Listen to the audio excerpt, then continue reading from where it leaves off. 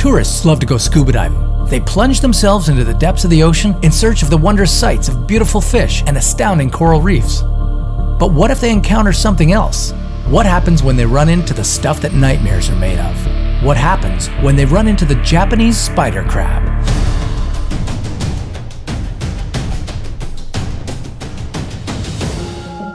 These chilling crustaceans are basically giant underwater spiders. One big difference being that they have claws strong enough to seriously damage human beings. Japanese spider crabs can have a leg span of over 3 meters and can weigh almost 20 kilograms, big enough to be capable of devouring a human child. In case that's not scary enough, they can camouflage themselves to appear like just another part of the ocean floor. Until it's too late. Are these crabs as scary as they seem? Why do some people believe they're immortal? And is it true that they eat dead bodies? How many of us float atop the surface of the ocean, riding waves or catching rays without even realizing the mysteries that lurk in the abyss beneath us? One of these mysterious creatures, living 150 to 300 meters down, is the Japanese spider crab, the largest crab in the world. How safe would you feel in a tank with one of these things? At the end of its extremely long legs are claws that are known to be very strong and pry open mussels and clams much faster than you could. And you might not even be able to see where they are. Spider crabs belong to a group of decorator crabs that cover their shells with items from their habitats to camouflage and protect themselves from predators. Maybe the most unsettling feature of these ocean dwellers is their apparent immortality.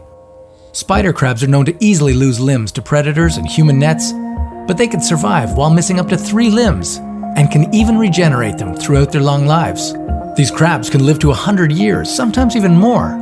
As they get older, they also get bigger through a process called molting, in which they grow a new exoskeleton. The largest crab ever caught, affectionately known as Crabzilla, was almost 3 meters long and weighed about 20 kilograms. Although they may seem scary, they're actually not that intimidating. And molting is one of their first signs of vulnerability. As they grow bigger, their protective exoskeleton becomes too tight. Molting is the process of growing a new shell to replace the old one. The crab will take in a lot of water so that the body swells up and forms a crack in their shell that they can crawl out of. Once they're out of their shell, their soft body is exposed for approximately a week while their new shell hardens up. In that time, they're very vulnerable to predators like octopuses and stingrays. To most marine life, spider crabs aren't really seen as predators. They are the vultures of the ocean, as they rely on scavenging to provide their next meal. They pick at dead and decaying matter along the seabed, both plants and animals.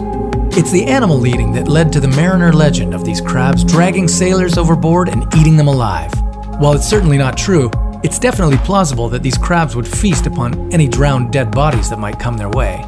If left undisturbed, they'll pretty much never cross paths with a human being. And even the humans who work with them say that they're gentle giants who are just curious about the world around them. So while they may look like something out of a horror movie, Japanese spider crabs are yet another example of why you should never judge a book by its cover. And that's why they're a crazy creature.